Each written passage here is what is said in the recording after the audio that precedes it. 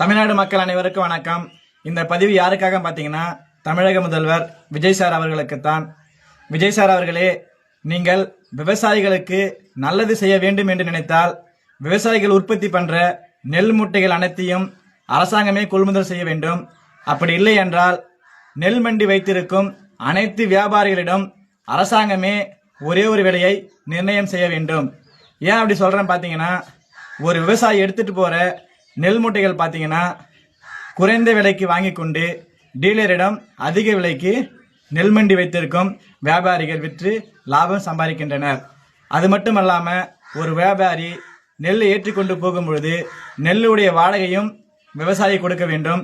நெல் எடை வைக்கும் எடை கூலியையும் விவசாயி தர வேண்டும். நெல் ஏற்றி கொண்டு போகும் நெல் மூட்டையின் மேல் கமிஷனையும் விவசாயி தான் கொடுக்க வேண்டும்.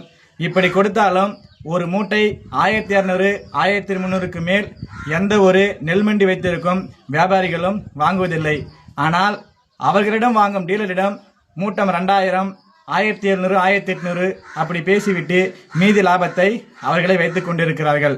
இப்படி செய்வதனால் விவசாயி சாகும் வரைக்கும் பிச்சைக்காரனாகவே இறந்து விடுகிறார்கள். நெல் மண்டி வைத்திருக்கும் வியாபாரிகள் குறுகிய காலத்திலேயே கோடீஸ்வரனாக ஆகிறார்கள். விவசாயி பயனடைய வேண்டும் என்றால் இந்த அனைத்து நெல் மூட்டைகளையும் அரசாங்கமே கொள்முதல் செய்ய வேண்டும்.